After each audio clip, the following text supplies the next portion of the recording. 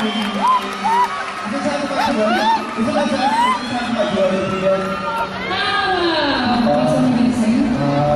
si Johnson.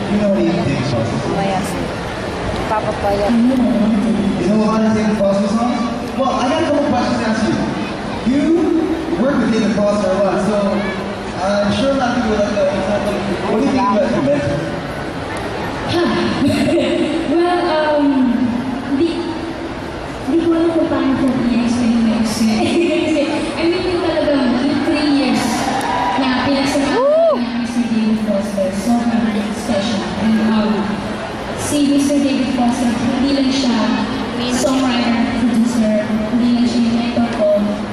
Talagang siya yung tao na hindi niya ipapafeel sa'yo na siya si David Foster, the 50th time Grammy. Hindi niya paparamdam sa'yo. Talagang sasabihin, ayaw niya ako yung gusto niya yung talagang normal na. Very strong. What do you see in that?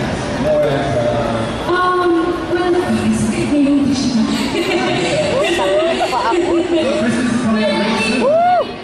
Aside sa niyo, syempre, I think yung the most special na nangyari sa aming dalawa, yung actually may singing in the evening ako, kasi hindi ako kilala niya. So, next thing naman siya kung sino ko, pinakilala niya ako bilang ang aming so,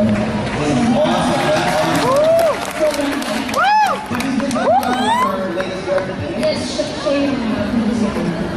Awesome. Now, what's it like touring with David Foster?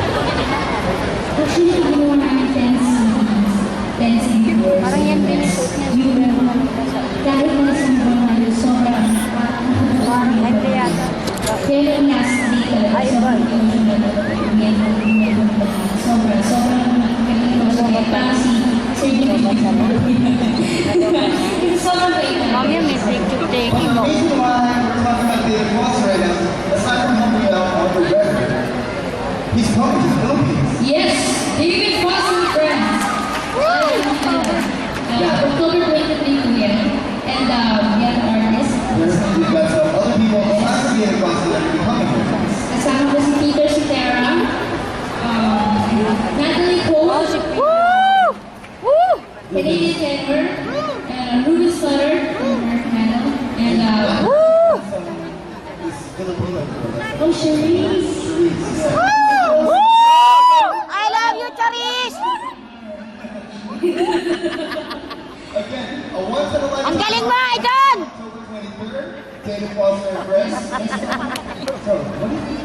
Should we show them? Ang galing mo, Idol! Alam naman natin na actually, sa mapapanood ko ng video na to, marirealize mo na talagang lahat pala ng soundtrack na buhay mo. Yung kaya na kay David Foster.